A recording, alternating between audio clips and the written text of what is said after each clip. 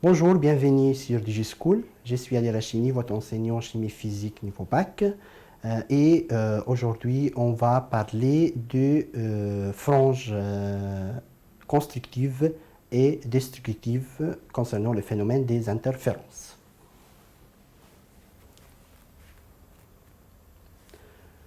Donc, tout d'abord, je vous invite à regarder une autre vidéo concernant le phénomène des interférences et particulièrement la différence de marche appelée delta pour mieux comprendre ces cours.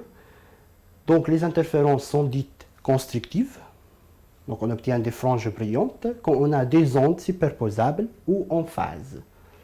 Dans ces cas-là, leurs amplitudes vont s'ajouter et l'intensité lumineuse est maximale, ce qui nous permet d'avoir ces franges brillantes. Donc, pour rappel, toujours l'image des interférences, vous avez des franges blanches ou brillantes et des franges sombres ou noires.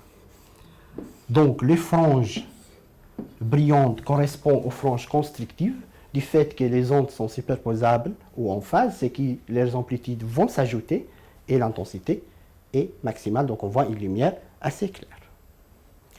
La différence de marge appelée delta, dans ces cas-là, c'est un multiple de la longueur d'onde. Donc, c'est un nombre entier multiplié par la longueur d'onde.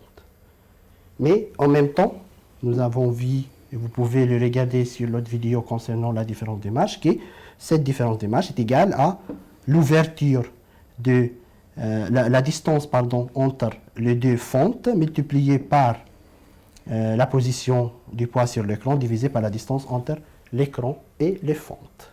Donc à la fin de ça, pour une frange ou une interférence constructive, la position d'un point sur l'écran des interférences est égale à un nombre entier multiplié par ce facteur-là qui est égal à la longueur d'onde, la distance entre l'écran et les fentes, et également la distance entre les deux fentes.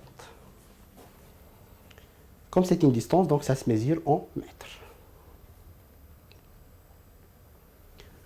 Le deuxième type des interférences, ce sont les interférences destructives. Donc là où on voit, comme je vous ai expliqué précédemment, là où on voit les zones sombres ou les zones noires.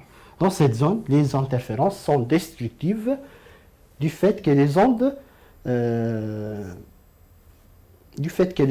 sont opposées ou en opposition phase. Donc leurs amplitudes vont s'annuler. Et l'intensité lumineuse dans ces cas-là est nulle. Donc il n'y a pas de lumière, c'est pour ça ce sont des zones sombres ou appelées également des zones noires. Dans ces cas-là, la différence de marche delta est égale à 2K plus 1, donc nombre impair de la moitié de la longueur d'onde, mais en même temps est égal à x sur d, donc dans ce cas-là, la position d'une frange sombre est égale à k plus 1,5. Et cette expression nous permet de différencier entre les franges sombres et les franges brillantes sur une image des interférences. Donc là, vous allez voir que si k égale 1, vous allez tomber sur une frange brillante. Vous ajoutez 1,5, vous tombez sur une frange sombre. Vous ajoutez encore 1,5, brillante, sombre, ainsi de suite. Ce qui nous ramène à définir un nouveau terme qui s'appelle l'interfrange. C'est la distance entre une frange brillante et une frange sombre. Donc appelée interfrange. Donc c'est la distance entre des franges brillantes ou une des franges sombres, ou également entre une frange, le milieu d'une frange sombre et le milieu d'une frange brillante. Cette interfrange est définie par l'équation suivante qui est égale à lambda 2 divisé par A.